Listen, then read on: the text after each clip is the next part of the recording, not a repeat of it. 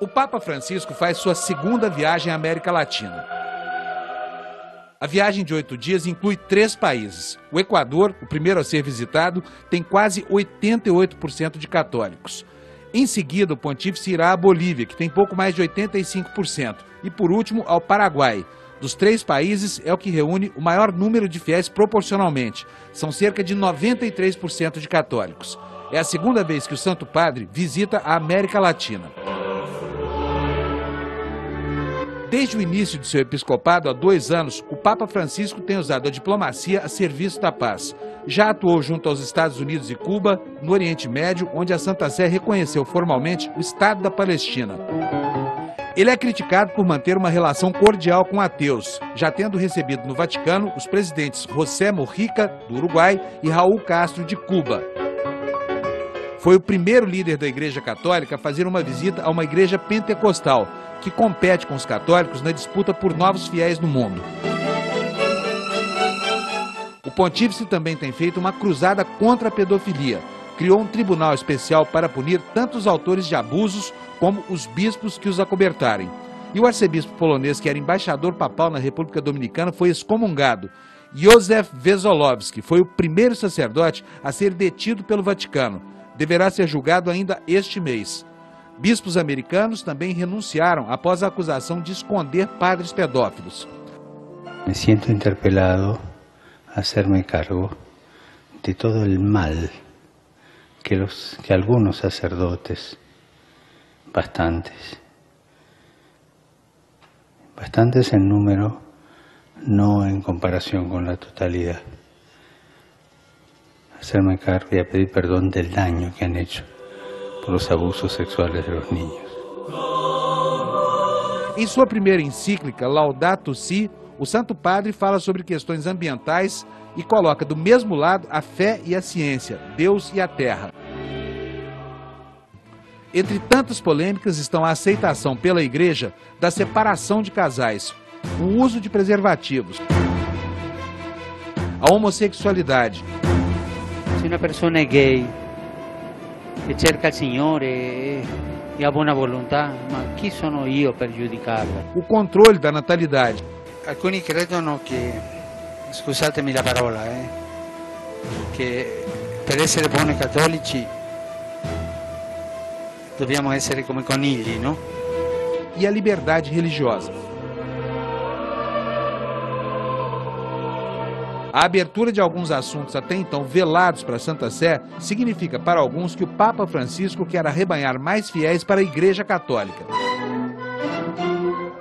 Para falar dos rumos e do futuro da Igreja frente ao papado mais popular dos últimos tempos, o Canal Livre recebe o professor de Ciências da Religião da PUC de São Paulo, mestre em Teologia e Ciências Sociais, Fernando Altemeyer. Boa noite para você. Para conversar com o professor Fernando Altemeyer, estão comigo aqui na bancada os meus colegas Fernando Mitre, Márcio Campos e aqui ao meu lado a Marina Machado. Professor, bem-vindo, boa noite. Muito obrigado. Olha, um dos temas que o Papa tem estimulado é justamente a discussão do papel da família. Mas aí nesse pacote de família entra também a ordenação de padres casados e o fim do celibato obrigatório. Nós vamos ter uma igreja com padres casados logo, logo? Talvez, vai depender também da conjuntura do que os bispos do mundo pensem, porque Francisco não quer fazer nada sozinho. Ele quer instituir a ideia da colegialidade em pleno.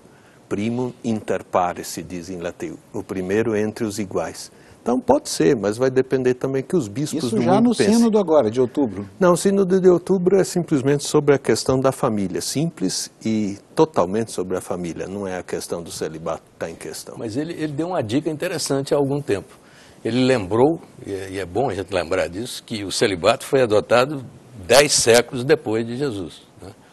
Oficialmente ele remonta ao Concílio de Nicéia como aí norma. Seria no mas quinto século, né? Não, estamos em 321, mas quarto século, depois ele foi instituído para toda a igreja latina, só os latinos, os orientais têm padres casados, certo, a partir do século XI. Do século XI, exatamente. Então, quer dizer... Dá para mudar. Não é um dogma, é uma disciplina para valorizar e que tinha ligações no passado com a economia, de poder não pagar os serviços de uma esposa e de filhos que poderiam ficar com os bens. Tinha essa relação. Hoje, como há diversidade de pensamento e possibilidades, claro que mudaria tudo. Um padre missionário talvez tivesse que ser solteiro. Mas um padre casado podia estar bem numa comunidade. Poderia ser opcional também. Poderia ser opcional. Como é? Quer dizer, se trabalharmos a partir dos evangelhos, seria mais ou menos opcional ali a partir de Jesus Cristo. Pedro era casado. Tinha sogra, né, pelo menos. Disse até que ficou bravo quando curaram a sogra. É isso. Mas o Papa, ele dá uma dica mais específica, ele diz assim, há uma solução para isso e eu a encontrarei. Ele fala essa frase. Fala e diz, o assunto está sobre a mesa. Então, é possível. O bispo aqui do Brasil, Dom Erwin Kreutler, da Xingu, levou essa questão, porque a Amazônia não tem tantos padres quanto o Sul, ou Rio de Janeiro, ou o Nordeste. Ele falou, eu preciso de sacerdotes, porque é um direito da comunidade ter missas frequentes, porque é uma questão de alimentação, senão ela entra em total deficiência. Então, é preciso e pode-se pensar. Eu acho que é provável.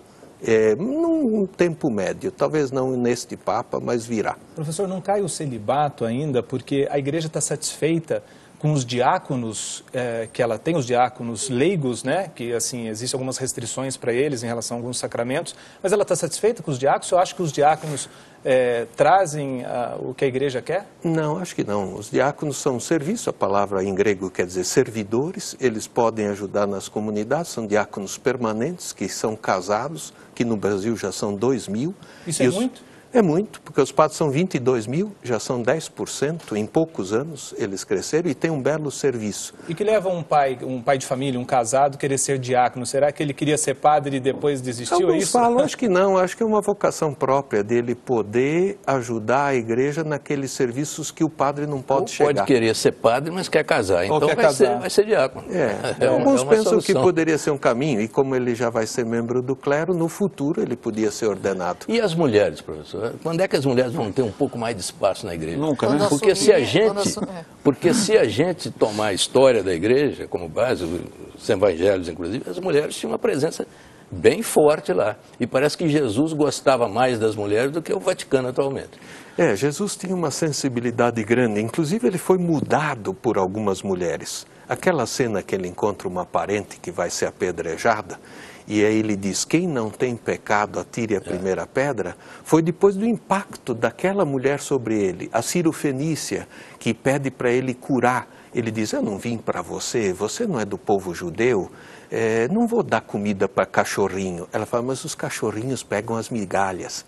Aí ele diz, opa, a fé dessa mulher é muito grande. Então, a ação de Jesus é integradora. Jesus não tinha medo das mulheres, Jesus integrava as mulheres. Mas aí, por que a igreja tem medo das mulheres? Porque é uma tradição que veio de uma certa androginia, primeiro de qualificar os homens como o poder sagrado, uma misoginia, que quer dizer ir contra as mulheres, isso é muito forte, o Brasil é machista. Mas por quê, professor? Isso é muito nas grande. Escrituras que está aqui, que a mulher é relegada a um papel secundário, um papel, assim, quase que um papel abjeto, né? Ela não existe para a igreja. Desde quando? Por quê? Desde os evangelhos apócrifos, o século 3 e 4, a mulher começou a ser apagada. Literalmente, há uma gruta na Turquia, onde tem uma cena de Paulo, lindíssima, num pequeno ícone, do lado Tecla, que é a missionária que o acompanhava. E Tecla tem os olhos delas raspados nesta imagem para dizer que ela não tem o mesmo olhar e autoridade, e o dedo dela, porque ela tem o mesmo dedo de ensino de Paulo, é rompido. Então, as mulheres foram literalmente sendo excluídas do processo quando Jesus diz na sua mensagem, tem aqui Maria, imagina, a mãe dele, ela é a membra especial da comunidade eclesial. Madalena, quem ele se Madalena, a mulher que ele amava e que tinha na família dele a presença final, inclusive, a mulher que testemunha a ressurreição, as mulheres estão no Evangelho com tudo. Vai aceitar essa história de Maria Madalena? Porque você falou do apócrifo, mas tem o Evangelho de Filipe, que é apócrifo, que fala que tem uma cena do beijo de Jesus Cristo com Maria Madalena. Mas esse beijo não é um beijo erótico. Aqui mas outros textos falam de casamento com 2 filhos e tudo mais. E há uma opção depois por Santo Irineu, que era o bispo de Lyon, que optou por fazer a Bíblia com 4 evangelhos e retirou Judas, retirou Filipe, retirou tantos outros porque eles eram um pouco heréticos. Não é que herético, é que eles eram fantasiosos.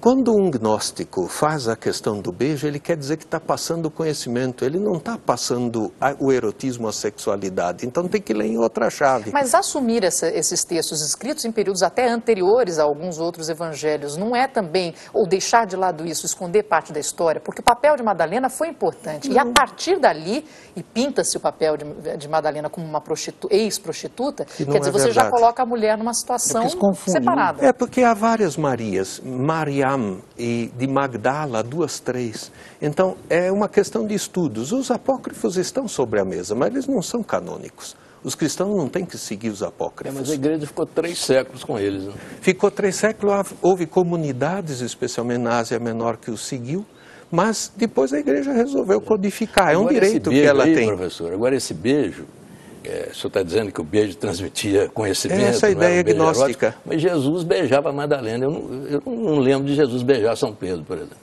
Então, se você for, ele só transmitia. Então, se você for há um evangelho que mostra Jesus beijando Pedro também na boca, porque é a mesma ideia gnóstica. E se você for ao povo de Israel, eu sou beijado por meus primos, meus tios. O beijo faz parte desta cultura de você poder ir na Rússia, mas isso é tudo da cultura formal dos povos de buscar uma interação afetiva. Mas por que esse beijo incomodava? Mas por que incomodava tanto São Pedro? São Pedro reclama. No Evangelho Apócrifo, São Pedro reclama. Fala, Jesus, para aí de ficar beijando a Madalena e vamos conversar aqui. Porque eu é que mereço ter o poder e a autoridade sobre o grupo, e não então ele já estava brigando com a Madalena. Havia essas tensões, então, porque essas tensões existiam nas comunidades da época, que também não queriam ver esse papel da mulher. Até hoje, isso permanece.